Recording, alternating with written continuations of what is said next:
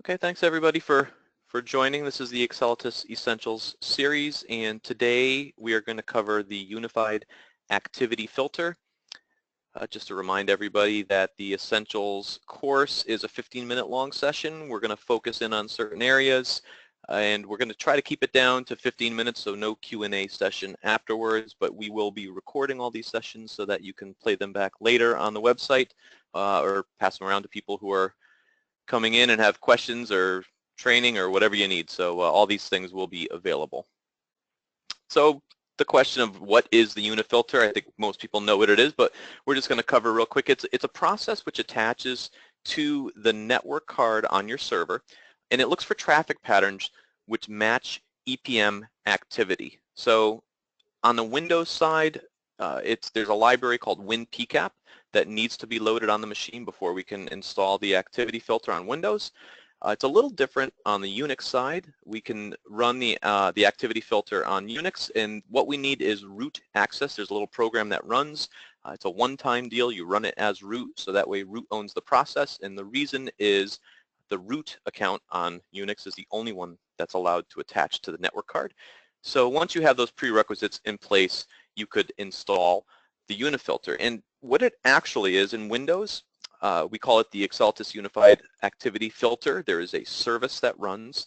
The actual executable is acc-unifilter.exe, and the service name is ACC Unified Filter. So you can use that short name if you have it in a script, if you want to stop and start or do anything like that. Over on the Unix side, slightly different. There is a folder called Activity Tracking. There's a series of folders inside of that. There's a bin directory that has like a start and stop. I mean, it's fairly intuitive. And it's actually a Java process that's running over on the Unix side that does this work for us. And the data that you collect from the Unified Activity Filter, there's a bunch of places that you can use it. I bulleted out, I think, what the top ones are. You know, first and foremost, I think everybody thinks of the user activity showing up in activity analysis. So if you were to go to your activity analysis screen and you pull down user activity or all activity, either one, and set your dates, what you see over on the right-hand side is what is captured with the Unified Activity Service. And again, whatever you configured it for, you will see over here, such as Workspace Logon, Smart View Activity from Essbase or Planning or HFM Forms, any of those types of things. And you see the little pop-up window that jumps up there, and all of this information is gathered from the Unified Activity Service. So all of this stuff that we see here as far as the application and the user and the server and the time it takes and how many cells were updated, all of that stuff is information that we get from our own service. The second way that you can use the data is you could use it to run activity or TOPX reports. So I've got a couple quick screenshots. The report in the foreground here that shows how many times that is a TOPX type report, where you can get very specific with how many things are happening in your environment.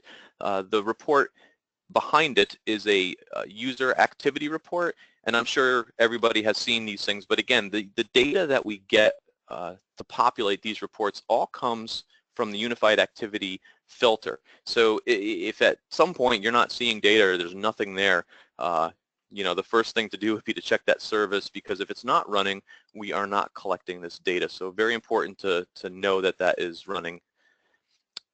The next way is to set SLA activity. So if you were to go to any of the SLA modules, you could see that you could pick certain activities from the list. The way that we populate this list is, again, from information that we gather from the Unified Activity Filter. So if there's something in here that you don't see, chances are the activity filter either didn't pick it up or it's not in the database, and it's super easy just to run the activity. It'll populate in here. But again, another way that you're going to use that activity filter data. And the last one I have here is to build performance charts. So there's a couple of specific charts: response by distribution, response over time, or there's a straight up activity chart. And you could build these charts in the performance lab. in the foreground, you've got the activity chart, and you can see I just got a couple things. My sandbox environment really does not have a whole heck of a lot of things going on, but you can see it draws a little bar chart and puts a number above it. In my case, I'm really not doing much, but I'm sure in the case of a production environment, you can get a pretty decent chart and a good idea at what is going on in your community. You can use these charts either in a dashboard, you can use these charts to send a performance report, or you can use them ad hoc in Performance Lab if you want to pull them up and check things out. But again, anything you see here is coming from data that we gathered from the Unified Activity Filter. And in the background, I've got a quick response over time. Obviously I'm not doing too much, but shows you in milliseconds what the response looks like. And if you had a decent environment where you're pulling something, you can get a specific form up and just sort of look to see how this thing has been delivered over time and get a trending line to see how your system is performing.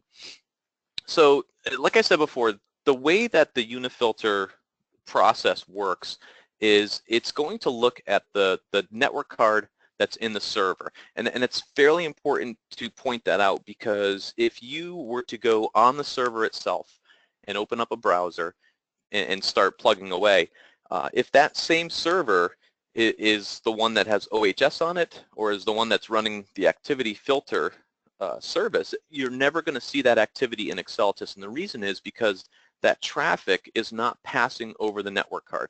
So that has to be the point of entry for the communication to come in.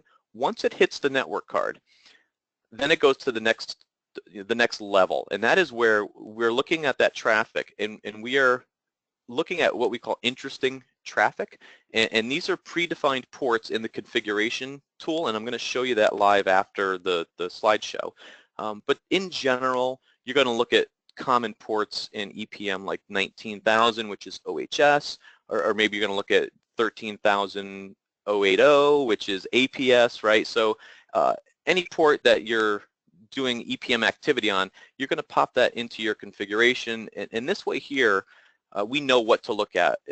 Even if there's a ton of other stuff going on the server, we're not interested in it, and it's just going to pass right through the filter. We don't care about it. We're only going to look at things that match our filter. And once we see stuff, again, using 19,000 as an example, we see something come in on port 19,000. Well, the next level of what the Unifilter is doing is it's going to match on EPM actions, right? So in the configuration, you have told it, on this server, I want to look at Essbase Smart View, maybe I want to look at HFM Forms, maybe I want to look at Workspace, and I'll show you that as well. But based on that next level of selections of what you want it to look at, it will find the matching packets, figure out all the information that I showed you before, and it's going to go ahead and it's going to throw it into the database.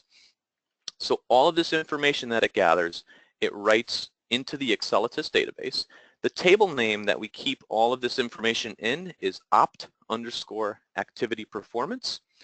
And if you were to look at the table, which we are going to do in just a moment, the data should be clear enough for you to use, and you could create your own SQL calls and you can do custom reports. We have several customers that take the information from the opt activity performance table and they pull it over to some working table or some other database, and they do all kinds of stuff with the data. They could massage the data, match users to groups, maybe look up in the Active Directory and get some more information on what's going on.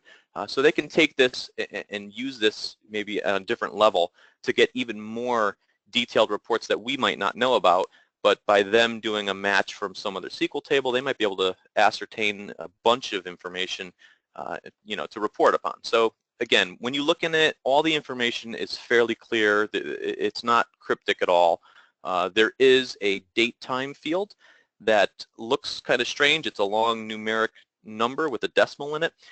But what the developers here have done is they've put in another column called date time string. And this one, they've actually done the conversion for you. So if you wanted to key in on a month or a year or a time, fairly easy to do. And again, we'll take a look at that in just a moment. And it's best practice to keep the data only for the longest running report needed. So in other words, if you know that you're going to go back and run maybe a monthly report 30 days back on user activity, then it's probably best to keep the data for that long. We would suggest that the backups on your database will archive the data. If you don't need to keep it live, again, probably a good idea to try to clean it out and keep it neat. Depending on your environment, the table could get pretty large. So again, just keep an eye on it and know that you know, if you keep the data to your oldest running report, I think that'll probably work out best for you. So I'm just going to show you the couple of things in the UI that I was talking about. So my sandbox environment, again, not a whole lot of stuff going on. This is actually that performance lab slide that I was showing you where you've got your activity chart and response over time. First thing I wanted to show you is the configuration. So if you were to launch the configuration tool, you would get a screen that looks like this, and under the Activity Tracking tab, under PCAP-based monitors, this is where the configuration lives on the Windows side anyway for the activity, for the Unified Activity Filter. You can see my ports up here, and on the slide where I talked about the interesting traffic, this is what we're looking at, specific ports. If it matches these ports, then we go on to this next section, which would be the modules that you have enabled. And you can see here we've got a bunch of modules enabled. You may see more than this or less than this. Again, it'll show you where it's getting the module from. But more importantly, the check mark shows that you have enabled it. So if I want it to look for everything on this server, then certainly it would look like this. But it's very possible that maybe I only need it to track Workspace on this server. So I can deselect all these if I wanted to and hit apply. And now in this case, it's only looking for that specific traffic that matches a Workspace or a Workspace Smart View pattern. Okay, so we can get very specific on servers as far as what we want it to track. And like I said, once it pulls that information in, it writes it to the database. So I've got my SQL Server over here. It looks exactly the same on Oracle. There's really no difference. But like I said, if you thumb through the information, there really is not that much here that should throw you off. You know, these first two columns you could toss out the window, but the username is pretty clear here. The product, the module, the server name that it came from, the application if we can get it. The duration is in milliseconds. You can see the activity. Here's that date time field that I was talking about, but you don't need to look at that because if you look all the way at the end, we've got this nice date string field where we've got a human readable date. Very easy to set a query against this table and pull information. We give you a document name if we can get it. The concurrency has to do with either user activity, just regular user activity, which would be a 0, or if you do load testing through our program, simulation tests at all, you can have this concurrency be other than 0, and this would indicate that this is not real traffic, this is simulated traffic. And then we also give you some response size and request size in bytes, which may or may not help you, but again, if you thought that this information might be useful, if you merge it with something else, you can come right to the database here and run your queries. Again, nothing special going on there. Should be fairly easy to do. And that's about it. I think I've showed you all the stuff that I wanted to. So with that, hopefully you've got all the information you need. The next session we're going to do next week is Dashboards 101, and it is not going to be me. We're going to have Jonathan Berry presenting next week, so I'm sure he'll have some good stuff for you with dashboards and how to use them in the product. And like I always say, we appreciate you for attending the classes. We are always looking for your feedback on these. We welcome any sort of subjects that you might want to see or something that you would like to see set up as an Accelatis Essentials class. You can email me directly, or you can email the general support mailbox at support@accelatis.com. Again, everybody, thank you so much for coming, and have a great day.